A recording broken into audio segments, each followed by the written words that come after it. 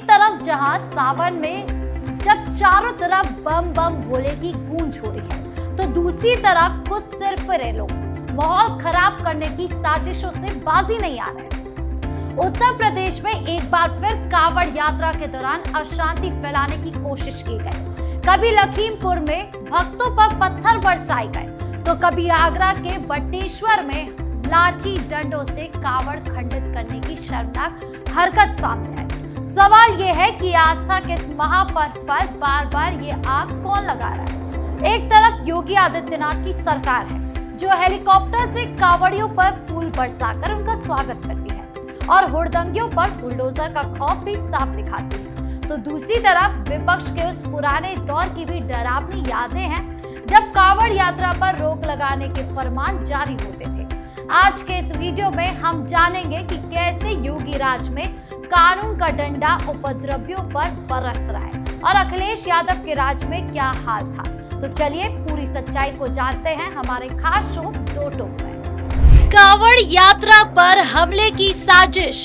सबसे पहले बात करते हैं उस नफरत की जो सोची समझी योजना के तहत सावन के महीने में फैलाई जा रही है। उत्तर प्रदेश के लखीमपुर खीरी में जब भोले के भक्त पूरी आस्था के साथ गंगा जल लेकर अपने गांव की तरफ लौट रहे थे, तभी कुछ बुरे इरादे वाले लोगों ने अचानक उनके जत्थे पर पथराव करना शुरू कर दिया। जरा सोच कर देखिए, जो लोग सैकड़ों किलोमीटर नंगे पैर चलकर से भगवान को जल चढ़ाने जा रहे हैं, उन पर पत्थर बरसाना कितनी गिरी हुई और गंदी सोच को दिखाता है। लखीमपुर की ये घटना कोई अकेली घटना नहीं थी जिसने समाज की शांति को हिला कर रख दिया हो। इसके ठीक बाद आगरा के ऐतिहासिक और धार्मिक क्षेत्र बटेश्वर में भी ऐसी ही बहुत गंदी तस्वीरें सामने आई। बटेश्वर में कांवड़ को खंडित करने और आपसी भाईचारे को पूरी तरह मिटाने के लिए जमकर लाठी डंडे और लोहे की रॉड चलाई गई। माहौल को पूरी तरह तनावपूर्ण बनाने में कोई कसर नहीं छोड़ी गई।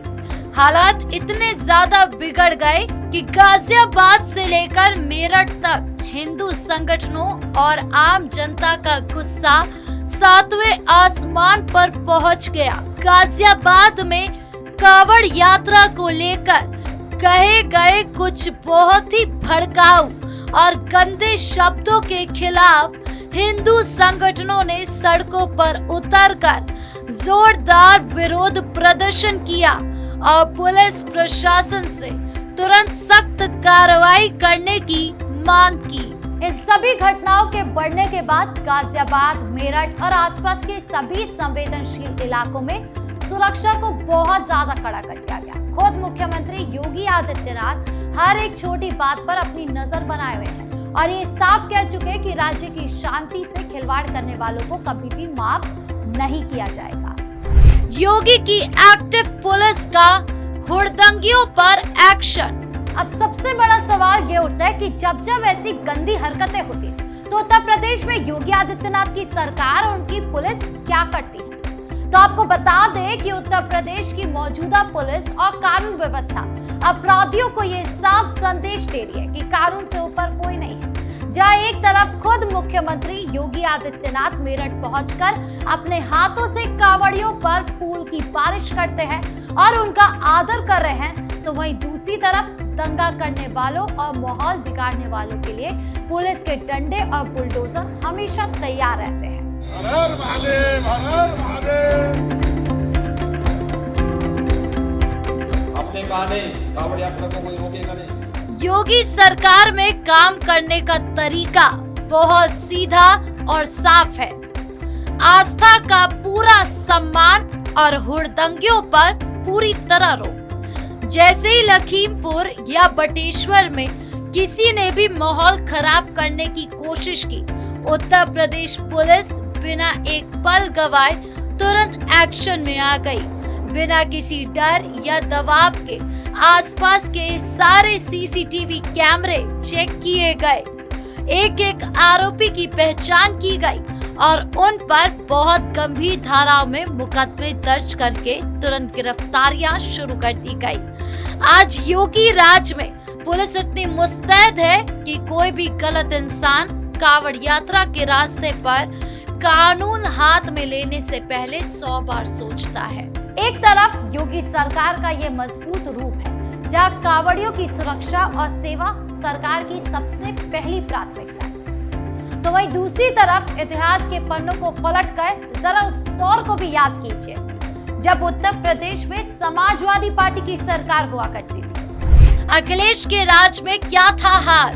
जब हम आज की सख्त कानून व्यवस्था और कांवड़ यात्रा के इतने सुंदर रूप को देखते हैं तो पुराना समय भी याद करना बहुत जरूरी हो जाता है। अखिलेश यादव के मुख्यमंत्री रहने के दौरान कांवड़ यात्रा की जो बुरी हालत होती थी वो किसी से छिपी नहीं है। उस दौर की खबरें और नेताओं के बयान इस बात की गवाही देते थे कि तब भोले के भक्तों को हर कदम पर अपमान और पुलिस प्रशासन की बंदिशों का सामना करना पड़ता था। जरा उन पुराने और काले दिनों को दिल से याद कीजिए जब उत्तर प्रदेश में समाजवादी पार्टी की सरकार हुआ करती थी और भाजपा के बड़े बड़े नेता और जिम्मेदार मंत्री लगातार इस कड़वी सच्चाई को जनता के सामने रखते थे कि कैसे कांवड़ यात्रा जैसे पवित्र और विशाल महापर्व पर अजीबोगरीब और अनगिनत पाबंदियां थोप दी जाती थी। स्थिति ये थी कि भोले के भक्तों को अपनी ही आस्था के साथ चलने के लिए न जाने किन किन प्रशासनिक मुसीबतों का सामना करना पड़ता था। कभी डीजे और लाउडस्पीकर बजाने पर पूरी तरह से रोक लगा दी जाती थी, जिससे यात्रा का जो असली उत्साह और आनंद होता था वो पूरी तरीके से मिट्टी में मिल जाता था। तो कभी साजिशों के तहत यात्रा के सालों साल पुराने तय रास्तों को अचानक बदल दिया जाता था ताकि भक्तों को ज्यादा से ज्यादा परेशान किया जा सके, उनकी आस्था को कमजोर किया जा सके। सिर्फ राजनीतिक फायदे और एक खास वोट बैंक को खुश करने के चक्कर में पुलिस प्रशासन का रवैया हमेशा ढीला और लापरवाह बना रहता था ताकि माहौल बिगाड़ने वालों को परोक्ष रूप से बढ़ावा मिल सके। ये सारी कड़वी बातें उस समय की सरकार की असल पहचान बन चुकी थी, जिसे उत्तर प्रदेश की जनता आज भी भूली नहीं है।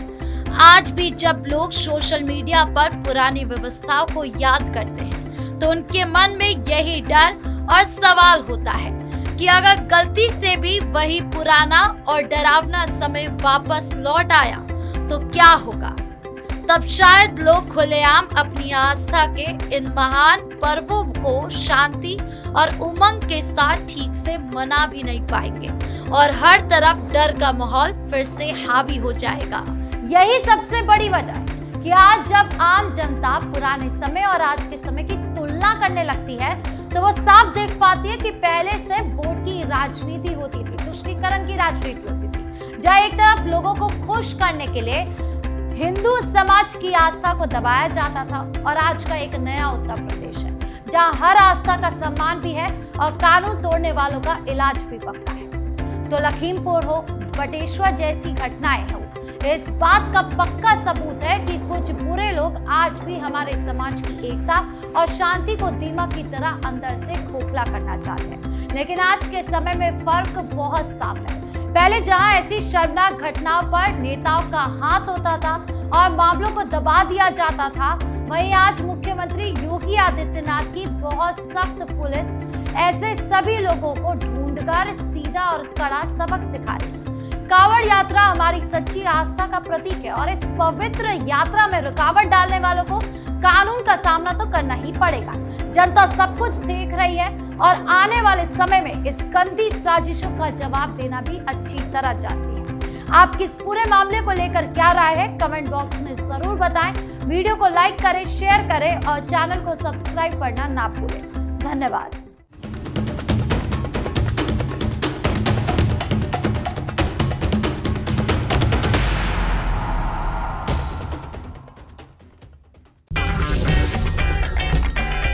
अगर आपको हमारा वीडियो पसंद आया हो तो इसे लाइक करें, हमारे चैनल को सब्सक्राइब करें और हाँ, बेल आइकन दबाना ना भूलें ताकि आप तक हमारे वीडियो की नोटिफिकेशन पहुंचती रहे।